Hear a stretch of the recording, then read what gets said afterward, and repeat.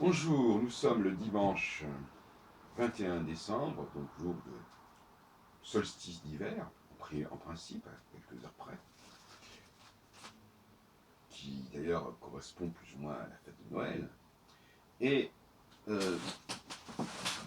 c'est un solstice. C'est important le solstice, puisque c'est le moment où la nuit est la plus longue, quand c'est le solstice d'hiver, et où le jour est le plus long quand c'est le solstice d'été. Et vous savez que sur le plan symbolique, ça m'intéresse beaucoup cette question, parce que effectivement, après il y a une remontée en quelque sorte. Une remontée. Et je vais vous parler du mode d'emploi. Hier, j'ai participé à une réunion sur gestionnaire et visionnaire, un café philo qui se situe au Ballon Rouge, dans le 13e arrondissement, à proximité de la Bibliothèque nationale, animé notamment par Jean-Luc Berlet, si je ne me trompe pas. Et dans la conversation, à plusieurs reprises, j'ai parlé, dans le débat qui a eu lieu, de mode d'emploi. J'ai dit que l'humanité devait connaître son mode d'emploi, devait découvrir son mode d'emploi. Alors, ça n'a pas plu à tout le monde, enfin, ça a été l'objet d'une réflexion. Alors, je suis d'accord quelque part pour dire qu'il n'est pas indispensable de connaître le mode d'emploi, et qu'il y a des choses qui sont subconscientes, et que ce n'est pas indispensable de comprendre exactement pourquoi nous faisons ceci ou cela. Cela dit, si on prend le cas de la médecine, on est d'accord quand même sur le fait qu'il vaut mieux que nous comprenions comment fonctionne le corps humain. Donc il y a déjà une forme d'obscurantisme dans cette façon de dire non, le mode d'emploi, on peut s'en passer. Mais dès qu'il y a un dysfonctionnement, il est bon qu'on connaisse le mode d'emploi. Et aussi, quand on n'a pas le bon mode d'emploi, ça peut faire obstacle, ça peut faire problème. Qu'est-ce que je veux dire par là? Je veux dire par là que même si l'on admet que fondamentalement ce mode d'emploi est à l'œuvre, il n'empêche qu'il y a beaucoup d'interférences. Des interférences qui sont justement liées à différentes théories sur le mode d'emploi. Et c'est ça le problème aussi, c'est que tout le monde n'a pas la même conception du mode d'emploi. Donc il y a des tas de conceptions sur le mode d'emploi, et il y a un seul et vrai mode d'emploi. Comment trancher, comment distinguer entre les vrais et les faux modes d'emploi? Donc le problème se pose, néanmoins. Le mot mode d'emploi est un mot qui peut énerver parce qu'il fait référence à une machine, un appareil dont on aurait le mode d'emploi. Et si je l'emploie sciemment dans le domaine de l'humain, parce que je pense que quelque part, nous sommes le résultat, le produit d'une biotechnologie. Et que, à ce titre-là, il est parfaitement légitime de parler d'un mode d'emploi. Comme nous savons, par exemple, qu'il y a un appareil digestif, un appareil circulatoire, etc. Ce sont aussi des façons décrire notre mode d'emploi. Les réflexions anatomiques, c'est de l'ordre de mode d'emploi. Même le travail de Freud sur les différentes instances relève d'une certaine façon de mode d'emploi. Toute science humaine fait apparaître, même si elle ne le dit pas de cette façon, des modes d'emploi. Et il y a des domaines où il y a une déficience du mode d'emploi, de la connaissance du mode d'emploi. C'est ce qu'on appelle en fait contre l'empirisme. Il y a des gens qui défendent l'empirisme en disant on ne connaît pas le mode d'emploi, mais en tâtonnant, on arrive quand même à s'en sortir. Donc il n'y a pas besoin de science, il suffit comme ça sur le terrain, on sent les choses. Oui, jusqu'à un certain point, peut-être.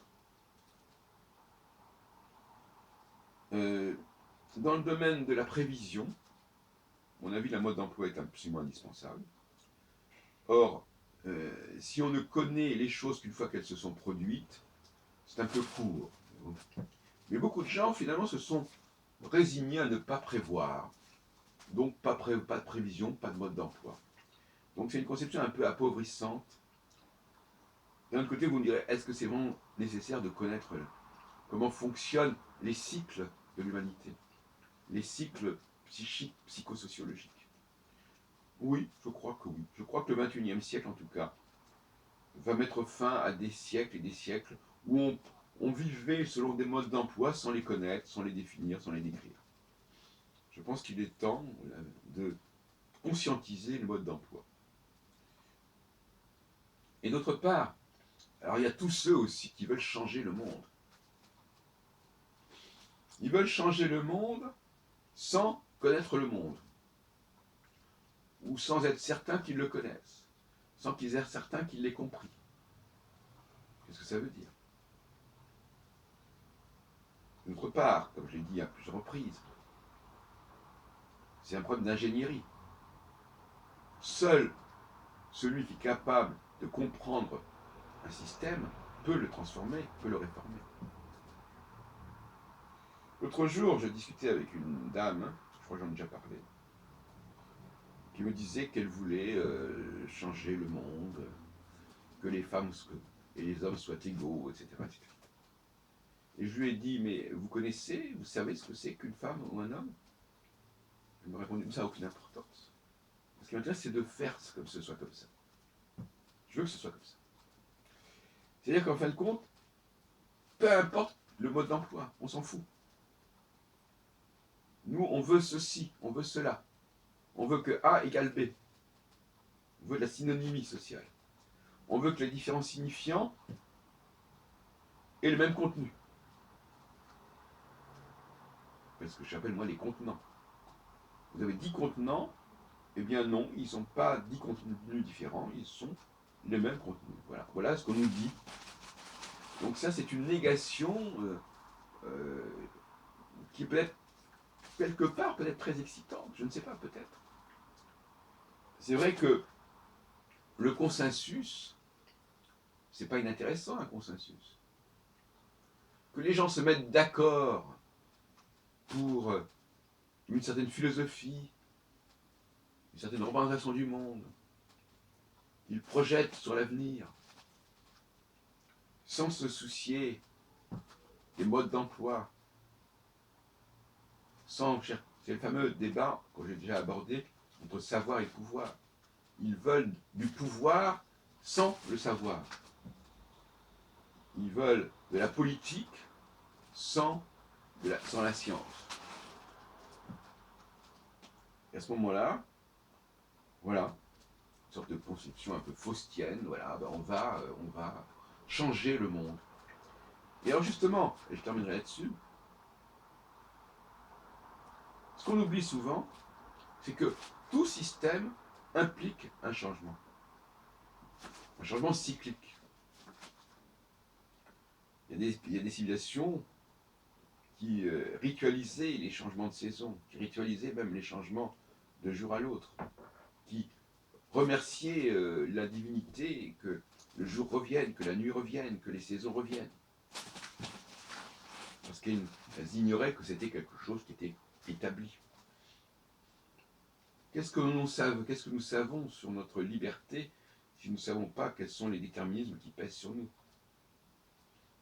Donc, le changement n'est pas un bon argument. Parce que tout système est fondé sur le changement. Notre corps humain a un cycle, nos saisons ont un cycle, la journée a un cycle, tout est cyclique. Et ce cycle n'est pas la preuve que le système est en péril. Le cycle confirme l'existence du système. C'est là qu'il y a une erreur d'interprétation majeure. C'est au contraire, c'est comme si je vous disais, bon, une horloge, eh bien, elle est cyclique, l'horloge. Ne me dites pas que le fait qu'elle soit cyclique remet en question son statut d'horloge. Au contraire, ça le fonde.